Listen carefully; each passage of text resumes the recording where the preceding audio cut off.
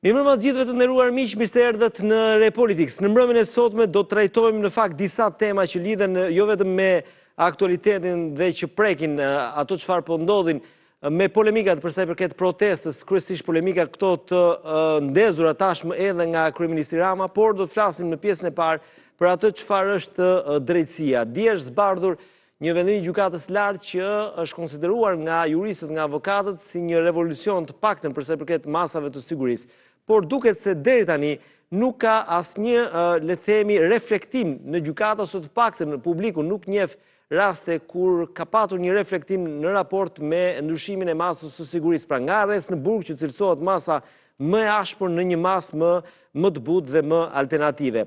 Dje është zbardhur vendimi i gjykatës lartë, pasi deri dje avokatët kryesisht, por edhe juristët pretendonin se nuk mund të hynë në fuqi pa u zbardhur ky vendim i gjykatës lartë. Tashmë me zbardhjen e vendimit duket se gjykata do duhet ta marrin në konsiderat. Ne do të kemi mundësi ta shohim në momentet kyçe çfarë do të thotë pikërisht ky vendim i gjykatës lartë dhe një pyetje që padyshim kemi dashur të ngrëmë për mbrëmjen e sotme. A mund përfitoj Erion Veliaj nga ky vendim i gjykatës lartë në raport me masën e sigurisë? Jemi referuar rastit Veliaj, jo se nuk ka raste të tjera, është dhe rasti Metaj apo rasti Beqej, por rasti Veliaj ka një specifik pasi ai është kryetar në detyrë i Bashkisë Kryeqytetit. Dhe për këtë arsye ka dhe disa argumentime që jep vendimi i gjykatës lartë. Gjithashtu sot një tjetër zhvillim krejt i papritur ose le të themi një nga deklaratat më shokuese që unë kam dëgjuar ndonjëherë në parlament, pikërisht nga Fatmir Xhafa, kreu i komisionit Nisma për qytetarët, i cili ka masakruar dhe e them këtë me plot gojë, me mënyrën se si ai është drejtuar antarëve të KLP-s. Tok fjalësh i tij se ju jeni ose të paaft ose të papërgjegjshëm, në një farë mënyre është deklarata më e fortë që vjen nga parlamenti drejtuar një institucioni të pavarur.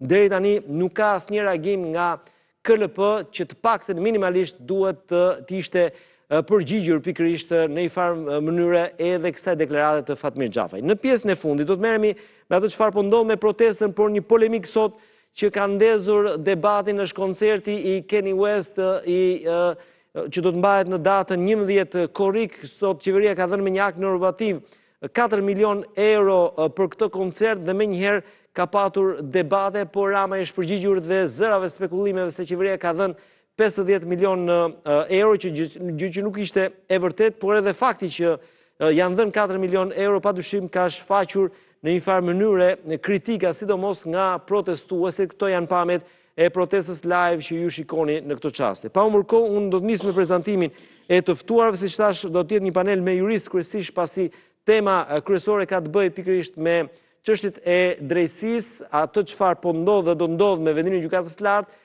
dhe sulmin e ashpër të Fatmir Xhafaj ndaj KLP-s, duke e cilësuar një organ ose të paaft ose të papërgjegjshëm. Menjëherë prezantoj të ftuarit Idaet Beqiri, mi mbrëma mirë se erdhe. Idaet. Indrit Sefa, avokat, mi mbrëma mirë se erdhe. Indrit Edmond Petraj, avokat, mi mbrëma mirë se erdhe. Edmond dhe ish prokurori Ervin Karanxha, mi mbrëma mirë se erdhe. Karanxha. Gjithashtu kam në lidhje drejt për drejt dhe mikun dhe juristin mirënjohur Kreshnik Spahiu, mi mbrëma Kreshnik. Mirëmbrëma, faleminderit. Atëherë, dua ta nis me ju, meqense është kjo temë mjaft e nxehtë dhe pyetja e emisionit në një farë mënyrë do doja ta bëni më praktike bisedën. Unë do kem mundësi të lexoj 2 nga pasazhet e vendimit të gjykatës lartë. Ju lutem regjia, më vendos pak pasazhin numër 1, që i referohet asaj çfarë duhet të bëj gjykata këtej tutje, lidhur me parashtrikimin e deritanishëm se gjykata nuk ka detyrim të analizojë përse llojet e tjera të masave të sigurimit nuk janë të përshtatshme. Kolegji saktëson se gjykata ka detyrimin të shqyrtojë realisht masat e tjera më pak kufizuar të lirisë personale dhe të arsyetojë shprehimisht përse ato nuk janë të mjaftueshme në rastin konkret. Ky arsyetim duhet të jetë i shprehur individual dhe i mbështetur në fakte e rrethana të posaçme të çështjes, duke pasqyruar qartë rrezikun konkret sipas nenit 228.3 e Kodit Procedurës Penale, si dhe domosdoshmërinë, përshtatshmërinë dhe proporcionalitetin e kufizimit të lirisë në përputhje me standardet kushtetuese dhe konventore. Ndërkohë, shohim edhe citimin e dytë që na fut menjëherë në temë. Pas këtij zhvillimi, pra, kaq të rëndësishëm, cilat janë shanset e Veliajt për të dalë nga burgu me një masë më të butë sigurie? Kjo është pyetja e pjesës së parë të emisionit. Por çfarë thot vendimi i gjykatës së lartë? Rrezikshmëria e veçantë e veprës dhe autorit nuk nxirret vetëm ose kryesisht nga natyra e krimit ose nga marzhi i dënimit, por nga vlerësimi i ndërthurë i rrezikshmërisë së veçantë të faktit penal, i mënyrës së kryerjes pasojave të ardhura, i personalitetit të pandehurit, i sjelljes së tij, si dhe rrethanave të tjera të rëndësishme dhe të lidhura ndërmjet tyre për rastin konkret. Bara e justifikimit të nevojës për caktimin dhe vijimin e masës së sigurimit, arrest me burg, i takon prokurorisë, ndërsa gjykata ka detyrimin të verifikojë dhe ta arsyetojë atë në çdo fazë të procedimit. Prokuroria ka detyrimin të paraqesë dhe të argumentojë në mënyrë konkrete faktet dhe rrethanat që mbështesin nevojën e kësaj mase, përfshi rrezikun konkret dhe papërshtatshmërinë e masave më pak kufizuese. Zoti Spahiu, duke ju referuar këtyre dy momenteve të vendimit që është pak më i gjatë, por ne kemi zgjedhur pikërisht ato që janë pikat kryesore të vendimarrjes së gjykatës së lartë. Cilat janë shanset e Veliajt për të marrë një masë më të butë sigurie? Mendoj që referuar këtij vendimi dhe rekomandimeve për një standard të ri në përcaktimin e rasteve dhe rrethanave kur gjykata duhet përcaktoj masën më të rëndë të sigurimit, që është ajo e arrestit me burg.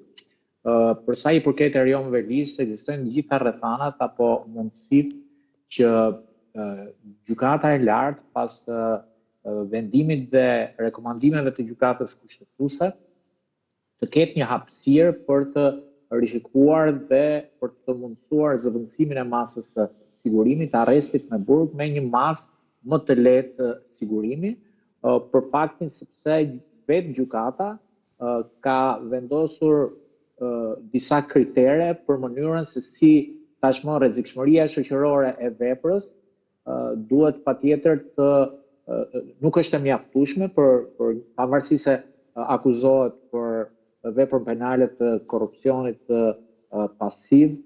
Në rastin konkret duhet gjykata të argumentojë dhe arsyetojë dhe disa rrethana të tjera që lidhen me personalitetin dhe në rastin konkret kemi një person i cili është i zgjedhur dhe i votuar nga shumica e kryeqytetit dhe sigurisht gjykatës do i duhet që të lërë në fuqi masën e arrestit me burg, do i duhet një justifikim apo një arsyetim shumë i vështirë për të argumentuar se sa i rrezikshëm është individualisht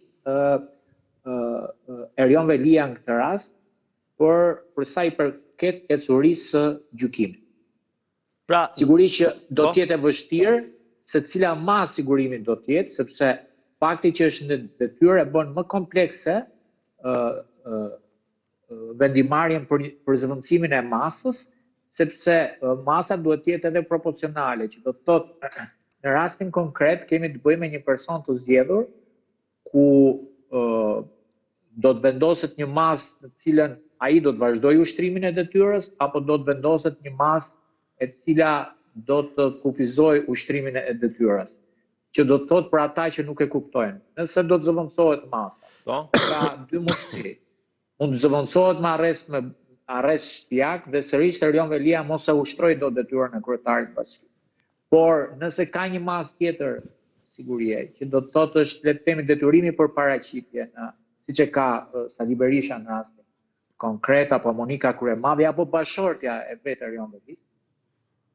Nëse do të kemi detyrim për paraqitje, atëherë Erion Velia do të kthehet në detyrë si kryetar bashkie. A ka praktik gjyqësore? Padyshim që ka. Shumë zyrtar apo zyrtare, më të rinj apo më të vjetër në moshë, njëjtës gjini apo gjini të ndryshme, për të njëjtën vepër penale, janë duke u hetuar apo gjykuar në gjendje në një masë më të lehtë sigurie se ajo arrestin. Për këtë arsye ekzistojnë gjitha rrethanat për të zëvendësuar masa për Erion Velia. Po, Sefa? Kush janë këta kryetarët që Për kë e kishte fjalën Krishnik, për kë raste, i referohesh jo kryetar. Okej. Jo kryetar. Po janë rasti konkret. Ariola Xoza që është bashortja e tij. Aha, okay. Po, Ariola është po ti referohemi rrezikshmërisë së veprës, rrezikshmërisë së veprës, po. Pra, Kreshnik edhe Shumë herë. nga provat janë referuar Ariolis, jo Erionit. Unë kam dashur Ariola është e lirë, Erioni është në burg. t'i referojmë rastit Velia, i cili është rasti më domethënës për shkak të pozicionit të tij, se ne mund të flasim edhe për rastin Meta. Po fakti që ai është kryetar bashkie është bonus apo është penalizues në këtë rast për vendimin nesër?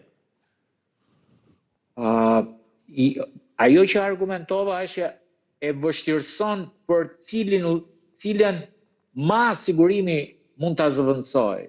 Që do të thotë Erion Velia nuk është Ilir Beqa. Ilir Beqa nëse lirohet shkon në shtëpi. Apo edhe Ilir Meta nëse lirohet shkon banesë. Nuk ka as mandat deputeti, nuk është as president apo i vetmi që është në detyrë sot është ende në detyrë edhe me vendimin e gjykatës kushtetuese është Erion Velia. Prandaj zëvendësimi i masës sigurimit për Erion Veli nuk është thjesht një lirim i një individi. Është kthim në detyrë të kryetarit bashkisë. Prandaj është më komplekse. E qartë. Pak a shumë vendimare. Sefa? Është një vendimare komplekse dhe cila do të ishte rruga që do të çonte Veliajn drejt kësaj kërkese? Dhe a mund ta bëjë gjykata e lartë? Vendimi i gjykatës së lartë është një vendim i cili ka filluar të zbatohet, që nga momenti që doli gjykata e lartë dhe ju referua për Ke ndonjë rast konkret? Po, referohet gjithësisht sot në masë sigurimi që përdor gjykata, por ka ndodhur diçka e re. Gjykata analizon dhe masat e tjera, pse nuk janë përshtatshme masat e tjera, por është përshtatshme ajo që kërkon prokurori arrest me burg.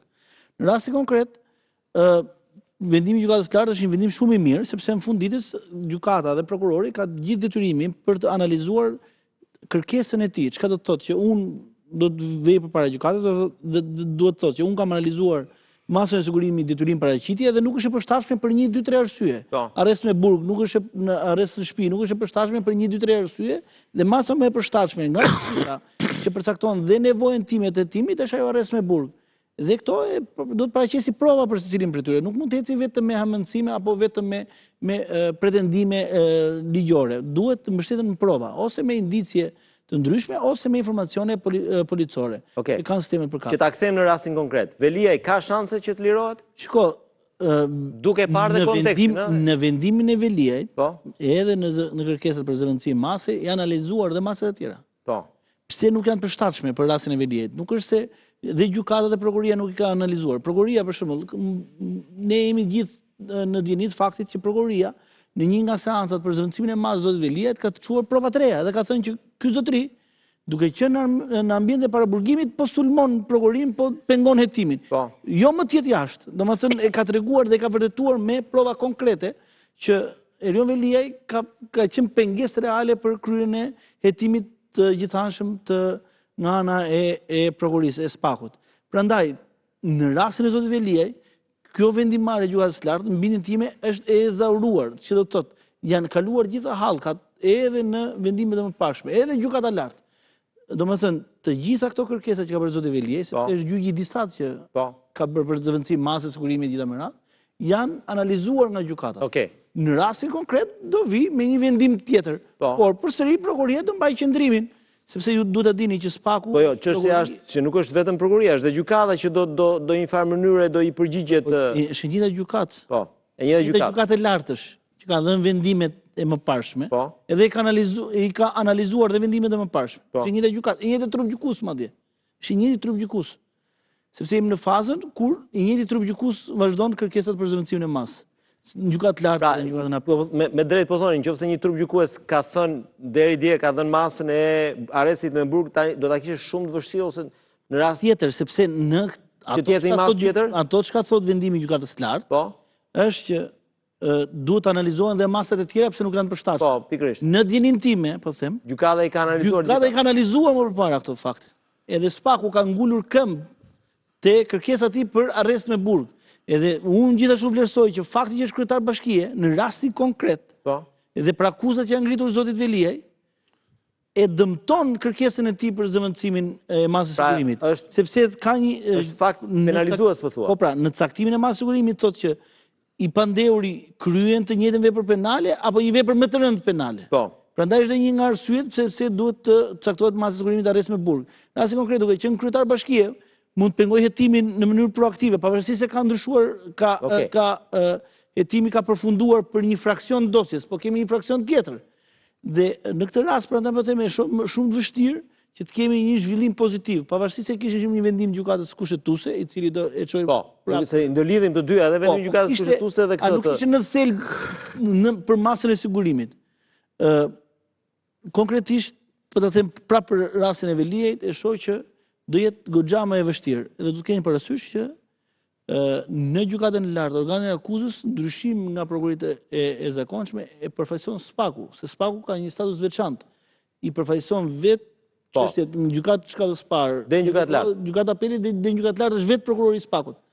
Në atë është e vetmi organ përfaqësues. Okej, pra ju nuk prisin që prokurori i SPAK-ut të shkojë me një kërkesë më të zbutur. Jo, prokurori i SPAK-ut nuk do ndryshojë kërkesën, me sa që kam kuptuar nga gjithë mbarvajtja e këtij hetimi dhe kësaj faze procedurale, sepse ka mbajtur qëndrim konstant duke argumentuar me prova dhe me fakte, arsye se ai qëndron kërkesës së tij me burg. Sepse është vetëm masë e përshtatshme për të kryer avokat. Cila do të ishte e para, më ço pak te rruga që do ndjek këtë tutje Veliaj pas këtij vendimi? Jo, problemi është këtu, duke mos u dakordsuar fare me kolegun. Po, është mirë kur dy avokat nuk vjen dakord. Kur vjen dakord është problem. Nuk dakordsohem për vetmin shkak, sepse gjykata kushtetuese, vendimin e gjykatës lartë për masën e sigurimit, arrest me burg pa fat për Erion Velin, e ka konsideruar antikushtetues. Sepse po se konsideroj antikushtetues, nuk e kthen, që ti thot shqyrtoj edhe një herë. Pra duhet shikoj ka element të antikushtetueshmërisë apo jo. Në të kundërtën, e rëzon kërkesën, edhe thot jo, është kushtetues ky vendim e mbaroj. Fakti që thot është antikushtetues edhe e lidh me proporcionalitetin, do të thot që gjykata e lartë tashmë do ta shqyrtoj çështjen, nuk e vendos dot vetë gjykata e lartë që të thot një mas tjetër sigurimi. Pra nuk jep dot në gjykatën e lartë. Nuk e jep dot, sepse është gjykatë ligji, çka do të thot që do arsyetoj vendimin e gjykatës kushtetuese, do thot pse, domethënë çfarë thot gjykata kushtetuese, dhe që ajo do pajtohet me vendimin. I bie të arsyetoj dhe vendimin e vetë, se vetë ka dhënë. Patjetër, se kur është antikushtetuese e bën. Dhe mbasi ta analizoj vendimin e gjykatës kushtetuese, do thotë që edhe në përputhje me vendimin unifikues që ne vetë si kolegje të bashkuara kemi marrë, çështja, domethënë me këto që thot gjykata kushtetuese që nuk është proporcionale kjo mas sigurimi dhe duhet një mas tjetër me e but, me e let, do t'ja qoj gjykatës apelit. Dhe gjykata e apelit do vendosi për këtë gjë. A do vendosi masën e arrestit në shtëpi? Nuk më mërmendja. Pse? Sepse gjykata kushtetuese ishte ajo... Pra ju po thoni që gjykata e lartë do t'i kërkoj edhe një rigjykim gjykatës apelit. Po, do prishi vendimin... Një sekund, apeli është shprehur një herë për këtë rast. Po, mund shpreh 20 herë, jo një herë, është shprehur disa herë. Tani ç'a do ta bëj apelin të ndryshojë opinion? Gjykata kushtetuese ta bëj, vendimi i gjykatës kushtetuese, që është i detyrueshëm. Pse nuk e çoj direkt në apel? Është i detyrueshëm. Nuk e çon. Detyrimi juridik që do kaloj shkallë. Nuk do kaloj se s'bën gjykatë lart, pas e do vjen gjykata apel. Ata e kthejnë pastaj. Sepse kjo është gjykata kushtetuese, gjykatës lartë ja kthen vendimin, se edhe atje vendimi i gjykatës lartë është kundërshtuar në gjykatë kushtetuese. Ai është konsideruar antikushtetues. Dhe gjykata e apelit pastaj është e detyruar që të zbatoj atë si të zbatoj, do të vej një kërkesë prap nga SPAK-u? Jo, do të arimarë në shpërtim, edhe do thot, ne, domethënë, gjykata e apelit kishte vendosur masën e arrest me burg pa fat, por kolegji penal i gjykatës lartë, duke u bazuar në vendimin e gjykatës kushtetuese, na thotë që duhet ta rishikoni këtë vendim dhe ky vendim nuk bazohet në këto kritere që ka edhe vendimi unifikues i gjykatës lartë, masa e arrestit me burg është masë e jashtëzakonshme dhe në rastin konkret kjo masë për lidhur me të pandeurin kryesor, domethënë atë që po diskutojmë dhe po analizojmë, ka këto rrethana, domethënë lehtësuese, do t'i përmendi një për një ato. Pse është e papërshtatshme kjo masë e arrestit me burg pa afat ndaj tij. Dhe unë them që edhe masën e arrestit në shtëpi nuk do ta japi gjykata e apelit, do t'japi një detyrim paraqitje, sepse gjithsesi gjykata e apelit është me të vërtet gjukat ligji, por reflekton ndaj vendimeve thellë madje, ndaj vendimeve të gjukatës kushtetuese. Avokat, kur pritet të jetë ky proces në këndvështrimin tuaj? Kur gjukata kushtetuese ka shkyrtuar më parë edhe qenjen si kryetar bashkie, vendimarrjen e Këshillit të Ministrave, e drejtë apo e gabuar dhe e ka kthyer në detyrë Erion Velin, atëre dhe kjo do të mbahet në konsiderat, se në të kundërtën, në rast se do ta çojë gjykata e apelit në arrest shtëpie, do të thotë që në një farë mënyrë i bie ndesh vendimit gjykatës. Pra ju prisni një masë e cila thotë që ai duhet jetë në detyrë. Avokat, prisni një masë për te arrestit në çdo rreth. Patjetër, detyrim paraqitje edhe kur ndodh ky proces? Po menjëherë tani vendimi derisa është arsyetuar gjykatës kushtetuese, i shkon menjëherë gjykatës lart. Dhe gjykata e lartë me ligj e ka brenda 10 ditëve duhet ja çojë gjykatës apelit. Dhe gjykata e apelit me ligj brenda 10 ditëve duhet ta shkruajë. Urdhëro? Do të marrë vendim gjykata e lartë. Do marrë vendim që tek gjykatës apelit. 10 ditë do e çojë, është sigurt që do e çojë domethënë? Po ka që shafati në ligj them unë, nuk e di se sa ta çojë ajo, po ligjërisht. Po jo, ti e bëre sigurt do e çojë. Po jo, ligjërisht tashun, ligjërisht. Do marrë vendim prap. Po patjetër, si jo. Vendimi gjykatës kushtetuese thash unë, do vejnë gjykatën e lartë dhe ka vajtur. Gjykata kolegji penal i gjykatës së lartë do mblidhet. Po, edhe do vendosë. Si afate ka brenda 10 ditëve do japi drejtim, kësaj çështje se kështu e thotë ligji. Do t'ja çoj, po, gjykata e lartë, ja çojnë gjykatës së apelit. Dhe gjykata e apelit them unë prap, me afat ligjor brenda 10 ditëve vendos. Se mund ta lë fuqi vendimin e vet prap. Cila? Gjykata e lartë. Jo, nuk mund ta lë. Po, thotë u shqyrtu prap kërkesa prokurorit për vendimin e gjykatës së apelit lënë prap fuqi. Jo, nuk kam reflektuar thotë opinionin e atëre mos harrojmë një gjë. Po. Sepse kështu mund të vepronim edhe me gjykatën e Strasburgut. Gjykata e lartë mund ta lejë vendimin e gjykatës. Në rast se gjykata kushtetuese. Është proporcional thotë. Po mirë, rregull, po në rast se gjykata po mund ta thotë, po institucionet nuk funksionojnë as me inat. Nuk funksionojnë as me inat, nuk funksionojnë as pa logjik, po funksionojnë si institucione serioze. Dhe kur gjykata kushtetuese thot që është vendimi antikushtetues, gjykata e lartë nuk i ka ikur truri kokës. Garanca dhe pastaj avokat. Cilat janë opsionet që ka shkurt nga praktika gjyqësore? Po, çfarë mund të ndodhë te tutje? Kemi rastin e kryetares së Akshit, Milinda Karçani, që ishte edhe për grup strukturuar kriminal. Pa organi administratës publike për grup dhe të strukturuar kriminal, gjykata e lartë nga arreshi i shtëpisë ktheu në detyrim paraqitje.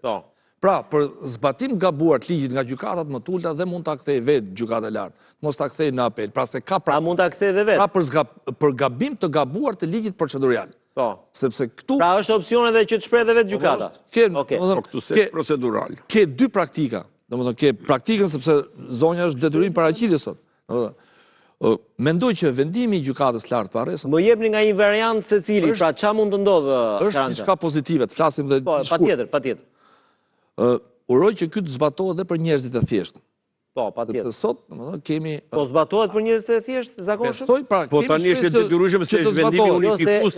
Uroj që ka filluar të jo vetëm për rastin e Velia, sepse sot burgjet janë plot. Pra kemi numrin më të madh para burgosëve se të burgosërve dhe duhet që aplikimi i arrestit në burg dhe për qytetarët e thjeshtë të jetë rast përjashtimor. Madje unë shtoj, sepse duke qenë se prap gjykatat po procedojnë me arrest në burg, vendimi unifikues i gjykatës lartë duhet kishte një paragraf, ta kishte. Mos respektimi i këtij vendimi sjell masë disiplinore. Pra, këta gjyqtarë që i fusin njerëzit në burg, nesër përgjigjen me masë disiplinore. Sepse tash nuk janë gjyqtarët. Bëj një parantezë, valere gjykatat. Gjotani për masën e sigurimit, njeshi është prokurori. Se prokurori kërkon gjykatës, masën e prokurorit është gjykata. Tani të lutem se nuk mund t'ja heqim kompetencat prokurorit, i themi tani mos e zbato. Ai do ashtu si se mendon po mirë po e kërkon, po masën e arrestit. Nuk kufizojmë ne as prokuror as gjyqtar. Jo.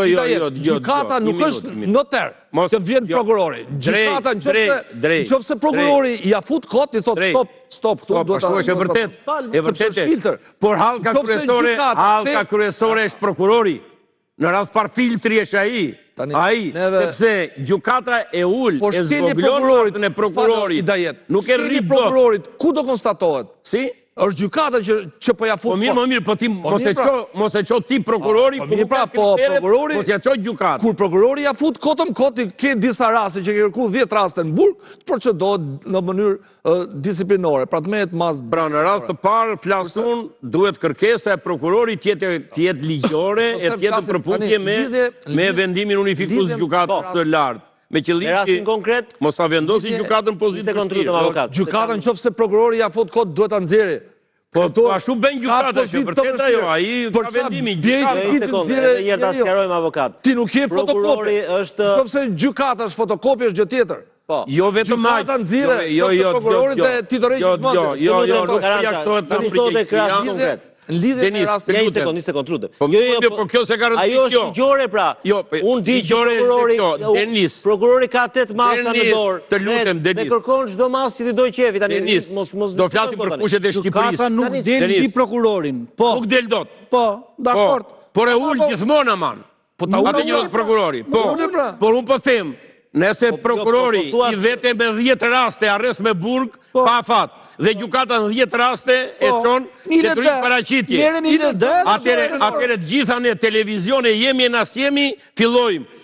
Prokurori futën burg, gjykata i liron. Edhe gjykata pasaj tërhiqet stepet edhe thot, më mirë 5 në burg e 5 t'ja bëj qefin prokurori. Dhe kjo e qëndron. Prandaja mos flasim kot. Jam dakord me të gjithë. Po kështu, po prandaja prokurori është njeshi. Ti duhet të mbledhi mendjen e kokës kur kërkon mas sigurimi. Gjë tjetër pra. Nga ana procedurale, se kjo që thoni ju, avokat, kjo është nga ana publike. Se këtu është bërë drejtësia që flasin gjithë për drejtësia. Po është vërtet. Po kështu është. Po mirë, por ne do t'i përshtatemi këtij ambienti. Problemi është që profesionistët nuk ndikohen në vendimarrjet e tyre nga presioni jashtëm mediatik. Po, teorikisht po. Kështu do t'jetë. Po në Shqipëri nuk jemi kështu. Atëre, derisa të vemi atje, në rast se prokurori ka 10 kërkesa për arrest me burg dhe gjykata e rrezon të 10-ta, cakton masa tjera, ka nevojë për një hetim disiplinor. O të prokurorit o të gjyqtarit. Patjetër, po bëhet. Tjetër më. Se mund të gjyqtarit e lëshon dorën. Ajo është tjetër. Ata janë kaq të fuqishëm sa kontrollojnë. Ja jap fjalën dhe pak kanë që të kthejmë, po meqense duhet të shkoj publicitet avokat. Ju si e shikoni rasti Veliej? Është një rast ku Veliej shpreson të dalë nga masa e sigurisë arrest me burg apo jo? Shiko, ai ka të drejtë në kushtet që jemi, ka të drejtë që të bëjë një kërkim, por është gjykata e lartë tani që duhet me fjalë duke qenë se ata kanë zbardhur edhe këtë vendimin, e kanë dhënë të gjithë mendimin pjesat e Kolegjit të Bashkuar, të gjithë gjyqtarët, se patjetër kanë dhënë gjithë mendim ata. Ka përshtypjen që duhet të analizoj mirë dhe mendoj që gjykata e lartë do ta saktësoj që jemi akoma në kushtet që zoti Veliaj duhet zbutur masa e tij duke parashikuar përveç veprës penale, por do të shkojë dhe kriteret. Mendoj që do të kemi një surprizë, unë them që do të kemi surprizë, sidomos te pjesa e gjykatës së lartë, që mund ta quaj të papërshtatshme arrestin me burg, dhe mund të caktoj një mas tjetër. Vetë gjykata e lartë shprehet? Po patjetër, më. Pse e bërja për zonjën Karçini? E ke një standardi. Atë që thot dhe zoti Karançe, po. E bën aty. Por varet shkelja procedurale edhe varet themeli proporcionaliteti. Proporcionaliteti kërkon një analizë, kërkon një gjykim fakti. Edhe gjykimin e faktit nuk e bën dot gjykata e lartë, e bën gjykata e apelit. Tani masës së sigurisë do të thotë që hetimi ka përfunduar dhe çështja ka kaluar për gjykim. Dhe tani sa është ekzistenca e rrezikut real për ato kriteret e prishjes provaj, dëshmimtarët me që është futur. Tani kjo ndodh aty i daje tani. Po mirë, ka thënë gjykata e lartë e tha ajo. Ajo ka quajtur jo proporcionale, mbaroi puna se po i quajti gjykata e kushtetuese jo proporcionale, por i patet shprehet gjykata e lartë. Shprehet. Ato janë sekondë. Ato që thoni juve, zakonisht gjykata e lartë nuk merr vendim vet siç është ky rasti tani, vetëm për vendimet e masës së dënimit që ja rikthen dosjen, që janë rikthyer gjithë ato, janë pranuar shumë rekurse, të cilat ja kanë kthyer dosje të risku të veçantë, të rëndësisë veçantë janë kthyer në apel për gjykim dhe duke lënë detyrat konkrete. Kështu që mendoj që gjykata e lartë, duke u bazuar që ka dhe një vendim të vetit pas të fort.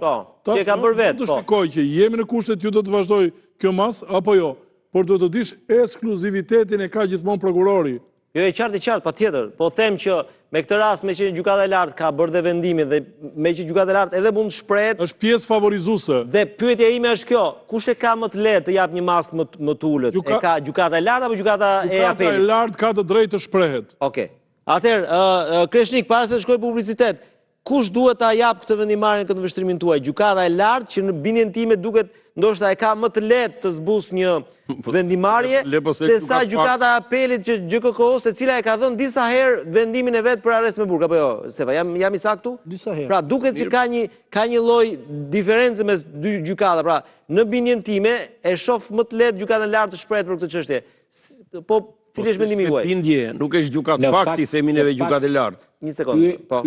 Pyetja duhet ishte, jo cila gjykatë, po cili gjyqtar. Pra, unë mendoj që duhet ta japi ai gjyqtar i cili nuk ka frikë. Ai gjyqtar i cili po ky gjyqtar pa frikë. Respekton standardet e vendosur. Do në gjykatën e lartë apo në gjykatën e posaçme? Ndryshon me trupa gjykues. Pikërisht pra, sepse te gjykata, këtë thot Stefa me drejtë, te gjykata e posaçme nuk ndryshon trupi gjykues me vendimet e mëparshme. Është shumë e vërtetë. I bie që tjetë e njëjta. Po, pikërisht, pra, atëherë nëse ka dhënë një herë një vendim, pse duhet tërhiqet nga vendimi i vet? Dhe e kam thënë dhe në një emision të kaluar që këtu ka pak pastaj përplasje të egove profesionale, ku është shumë vështirë të ndash atë debatin dhe ambicien personale nga standardi vendosur nga vetë gjykata. Megjithatë, duhet pritur. Nuk përjashtohet mundësia që t'i kaloj dhe gjykatës apelit. Okej, mirë. Karanxha, se të ndërpreve fjalën, rastin Veliaj, si e shikon shumë shkurt? Rasti Veliaj ka disa dhëna. Kemi vendimin e gjykatës kushtetuese që thot duhet vazhdoj detyren. Kemi vendimin e gjykatës lartë i cili ka vlerësuar rrethanat e arrestit në burg. Kemi mbarimin e hetimeve dhe përmenimin personal është që Veliaj nuk është çuar për atë çështje kryesore që mund të ketë qenë që dyshohet. Pra çështje personale. Pra Veliaj është diskutuar për dherat, për incineratorët. Këto çështje kanë mbaruar dhe s'ka asnjë lidhje. Pra domethënë për të çështje mendoj që ka vend, por janë gjykata që do ta Gjykata e lartë apo e posaçmja për ju?